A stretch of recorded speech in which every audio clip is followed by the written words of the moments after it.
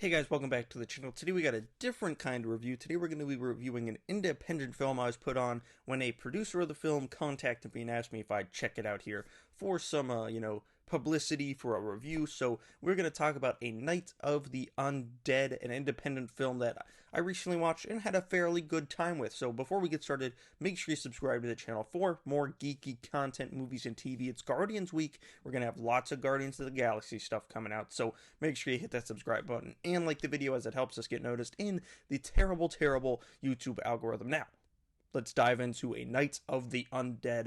I'm not going to sit here and lie to you and tell you that I'm a huge fan of the Romero flicks, Night of the Living Dead, Return of the Living Dead, all that stuff, Night of the Animated Dead, all those, there's a ton of them. There's tons of them, but I am fond of them. I live in Pennsylvania. That's kind of our thing. We're known for, Night of the Living Dead. I've met and had lunch with one of the producers of the original Night of the Living Dead, so I've got a connection to those films, but I'm not like a huge fan. I don't find myself rewatching them all the time. Nothing like that. Not like a lot of the other classic horror films that I love.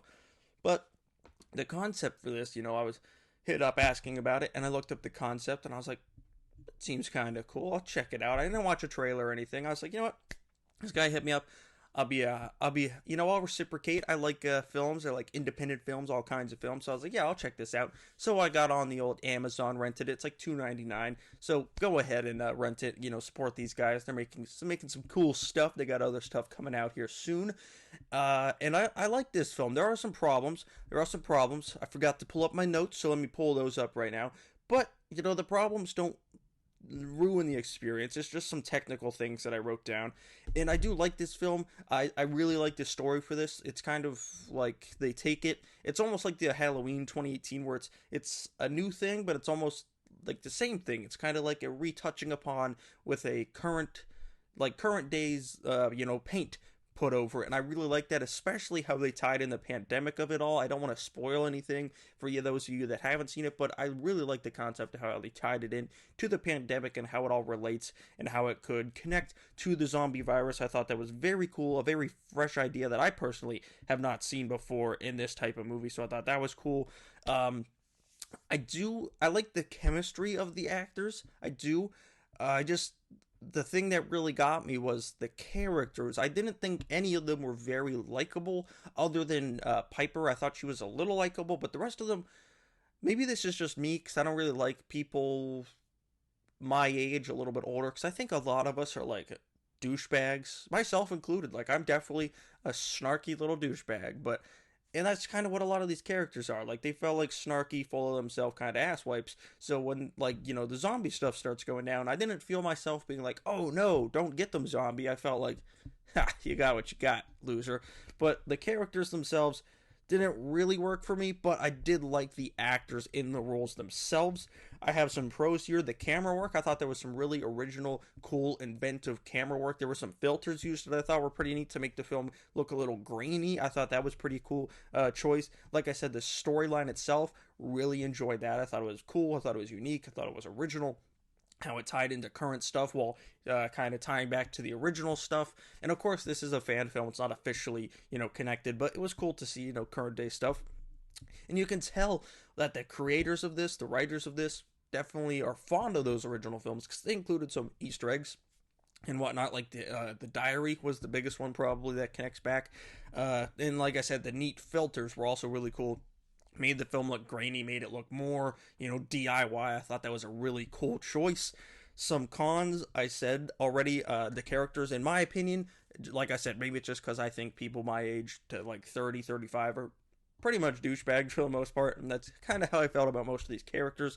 The audio levels, I don't know what was going on there, but it seemed like some scenes maybe they used a mic and some others they did not, because some of them were like really loud and some of them were really quiet. I didn't know what was going on, so maybe the audio mixing was off. I'm not quite sure. The audio levels. Oh, and this is a scene that I wrote down. So at one point in the film, the male characters come out of the house, the farmhouse, with a shotgun, and the one of the females is like, "Hey, where'd you get that?" And they're like, "Oh, we got it down from the basement." Nothing else is said about the basement. And then a few scenes later, uh, they reference the basement when they pull out the diary. They're like, "Hey, we found this in the basement." And one of the females gets really mad. They're like, "You went in the basement without us? You already knew they went in the basement without you. That was established a few minutes ago when they got the shotgun. So I feel like maybe the script could have used one or two more passovers, one or two more drafts, some quality control, maybe some references, because like at certain points, just maybe there were multiple writers, I don't know, and they weren't like keeping track of what everyone was writing, because that scene just stuck out to me. I'm like, you guys already knew they were in the basement because they just told you they were in the basement to grab that shotgun. You didn't make a big sniff out of it when they had the shotgun, but now that the diary's involved, it's a big deal you were in the basement. So just kind of things like that. Yeah, and this is a very DIY film. The budget was like $1,500, so if you're not into that kind of stuff, like don't go into this expecting, $1 million, big action, World War Z type stuff, because that's not what you're gonna get. This is a subtle DIY zombie thriller, and it's an ode back to Night of the Living Dead, so of course that connects to me from Pennsylvania. And like I said, I do like this film. I thought the storyline was really cool. Like if they had like a full budget, I thought like they could do some really cool stuff with this storyline. And yeah, like I said, there's pros, there's cons, very DIY.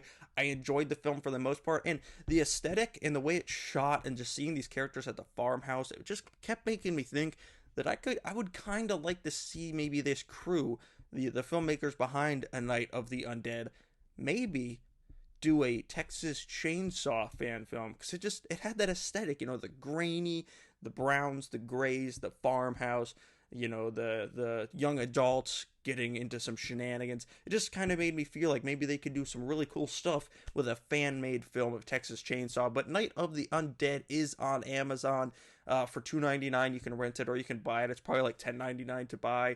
And it's streaming on Tubi, so those of you that have Tubi can go check it out on there. And big Blu-ray guy myself, it is on Blu-ray. I'm probably gonna pick it up myself, just to add it to the collection. Even though I don't have any of the originals, I like this film. I want to support these dudes and see what they got going on next. So Night of the Undead, I'll give it oh boy, I don't know. I'll give it a 6.5 out of 10. I think that's a fair grade, measuring the pros and the cons. Like I said, love the story, love the concept, but some of the technical things like the audio mixing, maybe the script needed one or two more passovers, but I still did enjoy the film thoroughly, and I think you should go check it out. Whether you rent it, buy it, stream it, Blu-ray it, whatever, make sure you check out A Night of the Undead and tell them who sent you. Figure it out how to tell them. Tell them who sent you. Shane StLaurent here on YouTube. Make sure you comment down below if you've seen this film or if you're a big fan of the Romero flicks. Let's chat down in the comments below. Make sure you like this video and subscribe to the channel for even more geeky content here during Guardians Week. Thank you all for watching. I'll see you guys right here next time.